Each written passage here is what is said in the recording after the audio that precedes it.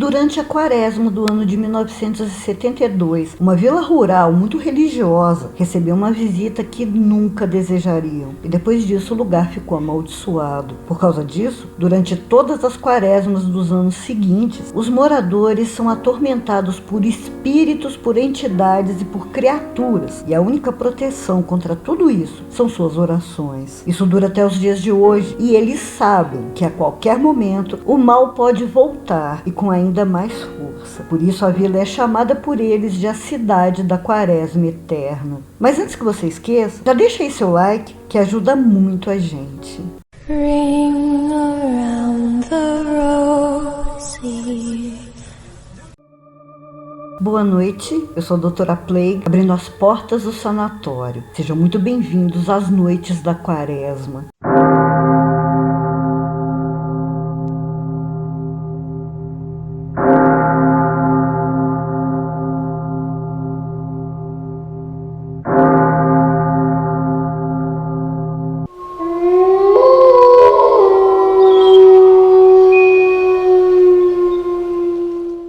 Esse caso extraordinário aconteceu em uma cidade do leste de Minas, mas eu achei melhor não dizer o nome, porque tem aí uma divergência. São duas cidades pequenas, quase vilas, que são ligadas por uma encruzilhada. Então, para não falar besteira e nem errar em qual das duas vilas isso aconteceu, eu prefiro não falar os nomes. E também, para entender melhor essa história, é importante saber que essa vila sempre manteve as suas tradições. É um lugar muito bonito, muito calmo, como eu disse, com pessoas muito religiosas. E o centro da cidade é minúsculo. Suas poucas ruas são de pedra, onde tem uma praça e lá fica a igreja. Coincidência ou não, cheia de árvores quaresmeiras. E tem as casas em volta. Uma é o posto de saúde, a outra uma escolinha, uma creche para crianças. Ao lado fica a venda e o botequinho do Sr. Jorge. E ele mora no andar de cima. E bem ao lado, a casa do padre. Já o restante dos moradores vivem em sítios próximos. Um pouquinho mais afastado fica um galpão, que é uma espécie de depósito, alugado pelos fazendeiros e sitiantes para armazenar o que produzem nas suas terras. Mas passou também a ser usado todas as noites de sábado para os famosos bailinhos. Não tinha muitos jovens na cidade. A maioria deles acabava indo para outros lugares trabalhar e estudar. Mas nas férias era sagrado. Eles sempre voltavam para visitar os pais e aí esses bailinhos eram a diversão. Também atraíam pessoas de outras vilas da região e aos domingos depois da missa o programa era ficar todo mundo na praça. E durante o ano inteiro as coisas seguem uma rotina normal de cidade pequena. Só que durante a quaresma é como se um manto escuro e assustador cobrisse o lugar. A vendinha do Sr. Jorge passa a funcionar só até às 6 da tarde. Nada de botequinho até às 2 da manhã. Aliás, depois que escurece, a vila vira uma cidade fantasma. As ruas ficam completamente desertas. Todos correm para os seus sítios e se fecham em suas casas, porque eles sabem que se saírem à noite podem dar de cara com qualquer coisa. Porque a vila parece ser o point preferido de todas as criaturas e entidades da quaresma. E tem muitos relatos de assovios assustadores que vêm das matas, da aparição de homens de chapéu e capa preta que ficam parados nas porteiras. Já viram mula sem cabeça, mãe do ouro e também há relatos do que pode ser um lobisomem. Tem a história de que em 2 sítios, numa mesma noite, as famílias ficaram acuadas, aterrorizadas, quando durante a madrugada ouviram que do lado de fora, passos de um animal grande rodeava a casa. Ele rosnava, tentava entrar arranhando a porta. Foi uma noite de horror. E na manhã seguinte, encontraram marcas de garras bem profundas nas paredes do lado de fora e também na porta da frente, além de pegadas de um bicho muito grande. Os moradores têm tanto medo durante essa época que sempre fica alguém da família acordado, de vigília a noite toda rezando e segurando uma espingarda, para que nada que esteja fora entre. E todos na casa se revezam nessa vigília e nas orações. E outra coisa que eles também temem muito é precisar sair da vila durante a quaresma, porque eles precisam passar pela encruzilhada na estradinha de terra e não tem outro jeito. Se quiser sair da vila, tem que passar por lá. Não tem outro caminho. O que dizem é que é um lugar tenebroso, pesado, sombrio. Mesmo no mais claro e quente dia de sol, dá medo passar por ali. É onde tem uma cruz de ferro fincada bem no meio, e a energia é terrível. Durante a noite, então, a melhor coisa é evitar mesmo, já que se pode dar de cara com algo que nunca vai esquecer. Ou pior, algo que nunca vai poder se livrar. É por causa dessa encruzilhada e do que aquela cruz representa que essa pequena vila possa ser até a mais quaresmeira das cidades do mundo. Eu vou contar tudo. A história é incrível, é assustadora, mas antes deixa aí seu like generoso, comenta bastante e deixa a sua batata.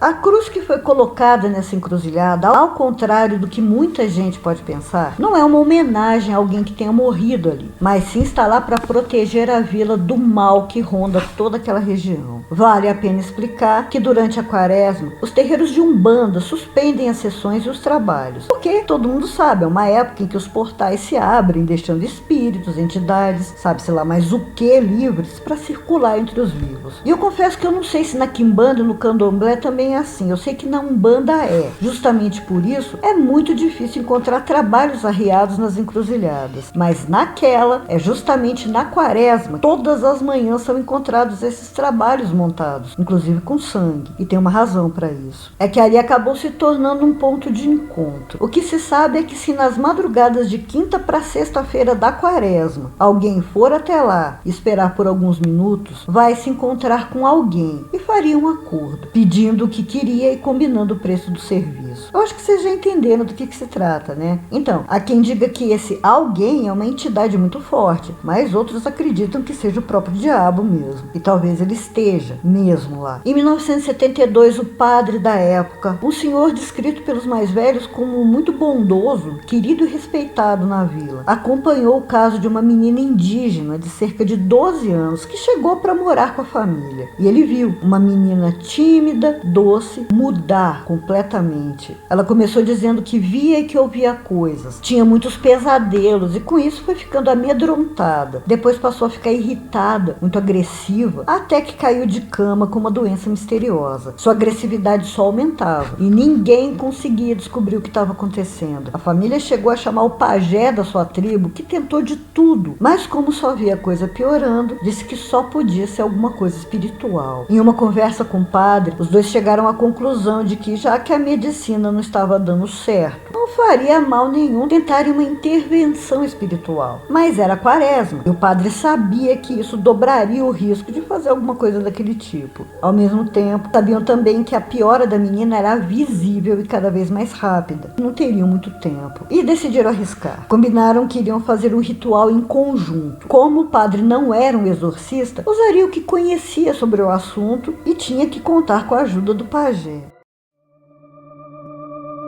Na noite combinada para o ritual, o pajé iniciou os trabalhos na casa da menina mesmo e percebeu que estavam lidando com um espírito ancestral, muito forte e perigoso, um espírito que nunca foi humano. Mesmo com todo o seu conhecimento e experiência, o pajé não conseguiu expulsá-lo, inclusive ficou bastante fraco e ele próprio adoeceu gravemente, precisou até ser levado de volta para a aldeia para se recuperar. E o padre agora estava sozinho, com medo de que a entidade deixasse a menina e ficasse para sempre na vila. Com a ajuda de alguns moradores, a levou para a encruzilhada, onde tentaria de tudo para libertá-la do demônio. E foi uma batalha dura, testemunhada não só pela família da menina, mas também por 2 moradores que estavam ali para auxiliar o padre. Durante 3 dias e 3 noites foi um esforço descomunal para tentar ajudar aquela menina. E quando finalmente, com todos exaustos, fracos e acabados, a entidade começou a mostrar sinais de que também estava enfraquecendo. E numa última luta, se desprendeu da criança. A menina abriu os olhos, muito debilitada, e falou com uma voz medonha que claramente não era dela, que aquela vila estava amaldiçoada e que atrairia todas as entidades trevosas através de um portal que estava sendo aberto ali, naquele momento, e que os moradores nunca teriam paz e sempre breve viveriam com medo. E para fechar com chave de ouro, disse ainda que iria se recuperar e voltaria para acabar de vez com tudo. Eu não consegui descobrir se a entidade disse ou não o seu nome para o padre. E também ninguém sabe com certeza como essa entidade foi se ligar à menina. Mas a mãe dela teria contado ao padre e ao pajé que quando tinha 7 anos, a filha passou alguns dias perdida na mata. E quando foi encontrada pelo pai e por alguns amigos da aldeia, estava suja de sangue, mas sem ferimentos. Estava também confusa, não se lembrava do que tinha acontecido, mas com o passar dos dias, já de volta à aldeia, se recuperando, ela ia se lembrando aos poucos do que tinha passado. Falava sobre homens e mulheres em volta dela, que ela estava deitada com as mãos e pés amarrados, que tinha fogo, e essas pessoas falavam e cantavam. Também davam a ela uma bebida amarga que a deixava com muito sono. Só que em uma dessas noites, ela cuspiu a bebida e aproveitou a distração deles para fugir e se esconder na mata. Ela foi perseguida por um tempo. E lembra-se também que um desses homens tinha um punhal, que ela ouviu qualquer coisa de que seria usado com ela. E aí a mãe dela ligou as coisas. Quando a menina saiu para pegar frutinhas e plantas na mata, coisa que fazia todos os dias, foi pega por alguém e seria o sacrifício de algum ritual. Aquelas pessoas não tinham conseguido sacrificá-la, mas a entidade que foi evocada já estava com ela. Um dos moradores que estava presente durante o exorcismo da encruzilhada disse que assim que a menina desmaiou, uma ventania muito forte bateu, jogando terra nos olhos e levantando uma cortina de poeira. A criança foi levada para sua aldeia. A família não quis mais viver ali e acabou não tendo mais notícias dela. O padre também adoeceu, mas ainda teve tempo de rezar uma última missa na encruzilhada. Na presença de todos os moradores, ele fincou na terra uma cruz grande de ferro bento, na esperança de que a entidade ficasse presa ali e não incomodasse mais ninguém. Como com o passar dos dias o seu estado de saúde piorou, ele também precisou ser levado para uma cidade maior para se tratar, e ninguém mais teve notícias dele. Alguns outros padres foram enviados para lá para substituí-lo, mas nenhum deles ficou muito tempo. Pediam logo transferência, mas não contavam o motivo. Só que no fundo todo mundo sabia o porquê. Até hoje a vila não tem mais padre e a igreja segue sem missas, mas é limpa e cuidada pelos próprios moradores e fica aberta durante todo o dia para que eles façam suas orações.